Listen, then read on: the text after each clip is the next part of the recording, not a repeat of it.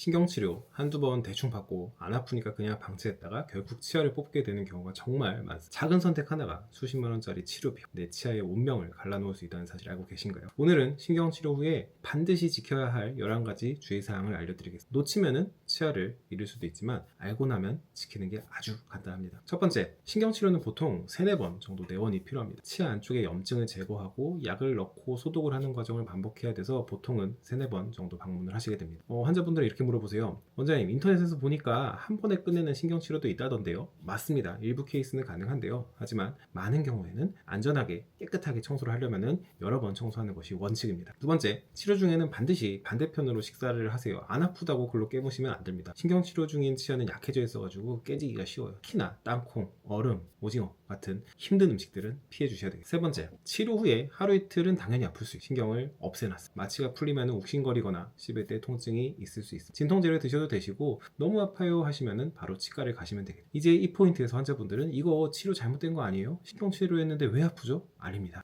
대부분 자연스러운 회복 반응 과정에서 나타나는 그런 따라오는 부작용까지는 아니고 수반되는 증상들이라고 생각하시면 돼요. 네 번째, 임시제로는 빠지지 않게 조심해 주셔야 되겠죠. 치료가 끝나면은 그 치아 구멍을 임시제로로 막 이게 빠지고 음식물이 들어가면은 염증이 다시 생길 수 있으니까 빠지면은 치과에 가셔서 다시 구멍을 메우셔야 돼요. 다섯 번째, 제일 중요한 건데 치료는 반드시 끝까지 마무리하셔야 됩니다. 이게 하루에 한 번, 두 번 치료를 받으시면 통증이 사라지니까 다 나았는 줄 알고 그만두시는 분들이 생각보다 많아요. 근데 치아 속에 남아있는 세균 때문에 상태가 더 악화될 것이고 결국에는 이렇게 냅두면은 필연적으로 발치를 하시게 됩니다. 여섯 번째, 신경치료 후에는 치아가 약해져요. 신경이 사라지면 치아는 영양분을 공급받지 못하는 죽은 나무처럼 됩니다. 그래서 푸석푸석해져요. 그러니까 특히나 힘을 많이 받는 어금니라면은 반드시 크라운을 씌우셔야지 오래 쓰실 수가 있어요. 그러면 또 이렇게 많이 물어보시면 그냥 두면 안 돼요? 비용도 부담스러운데 그냥 둬도 되죠. 환자분의 선택입니다. 하지만 그냥 두면 깨질 확률이 매우 높습니다. 그러니까 힘들게 치료받은 거 다시 뽑아야 될 확률이 매우 높게 생기는 거죠. 일곱 번째, 치료 후에도 염증이 다시 생길 수 있습니다. 신경치료를 했다고 해서 평생 괜찮은 건 당연히 아니에요. 몇 년 안에 다시 염증이 생길 수도 있고 그렇기 때문에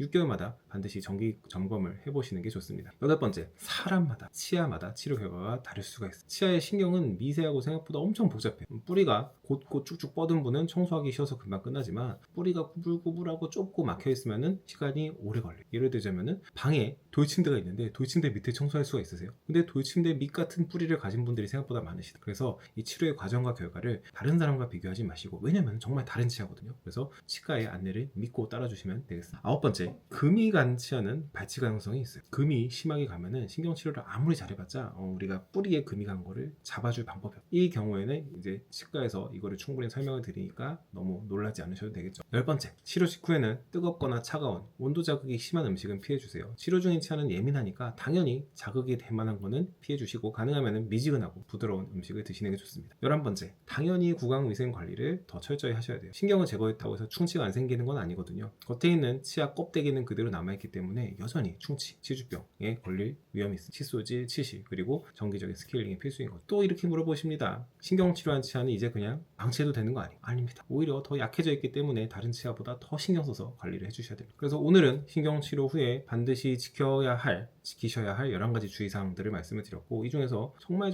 꼭 기억해야 할 3가지만 꼽자면은 치료는 반드시 끝까지 받은 다음에 특히나 씹는 힘이 강한 어금니라면은 보철 치료를 반드시 이어서 받아주시고, 세 번째, 정기점검은 꼭 해주시고, 신경치료는 이제 저번 영상에도 말씀드린 것처럼 단순한 치료가 아니라 내 치아를 살려서 쓸 수 있는 마지막 기회. 환자분들이 이 주의사항을 잘 지켜주신다면은 치아를 오랫동안 건강하게 유지할 수 있고, 반대로 이 주의사항을 못 지키신다면은 이 마지막 기회를 놓치고 치아를 뽑아야 될 일이 생길 수도 있어요. 어쨌든 혹시 신경치료 때문에 걱정되는 부분이 있다면 댓글을 달아주세요. 제가 영상을 통해서 하나하나 풀어드리도록 하겠습니다. 감사합니다.